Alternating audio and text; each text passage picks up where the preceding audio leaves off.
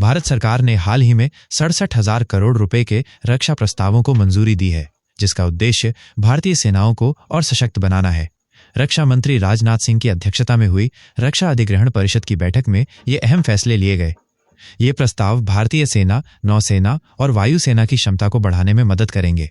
इससे भारतीय रक्षा प्रणाली की आधुनिकता और ताकत में काफी इजाफा होगा और देश सीमाओं पर मौजूद चुनौतियों का बेहतर ढंग से मुकाबला कर पाएगा। थल सेना की ताकत में इजाफा। रक्षा मंत्रालय ने भारतीय थल सेना के लिए थर्मल इमेज आधारित ड्राइवर नाइट साइट्स की खरीद को मंजूरी दी है। इससे BAMP वाहनों के रात में काम करने की क्षमता बढ़ेगी।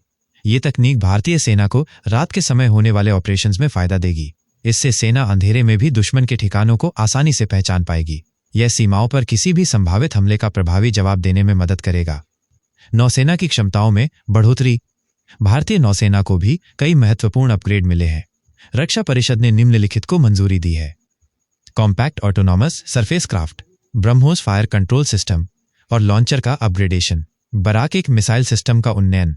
ये अपग्रेड भारतीय नौसेना को समुद्री युद्धों में और ज्यादा प्रभावी बनाएंगे। इससे नौसेना को युद्ध के समय बेहतर सटीकता और गति मिलेगी, जो समुद्र में भारत की सुरक्षा सुनिश्चित करेगा।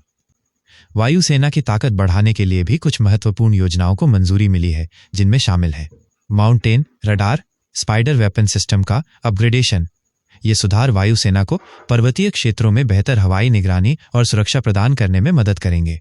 ये विशेष रूप से उन सीमावर्ती इलाकों के लिए जरूरी है जहां दुश्मन के हमले का खतरा ज्यादा होता है। ये सभी अपग्रेडेशन भारतीय सेनाओं को तकनीकी रूप से और ज्यादा मजबूत बनाएंगे, जिससे वे सभी तरह के खतरों से निपटने में सक्षम हो सकेंगे। इन फैसलों से भारत की सुरक्षा व्यवस्था को एक नई दिशा मिलेगी और देश वैश्विक सैन्य शक्ति के रूप में और भी मजबूत होगा।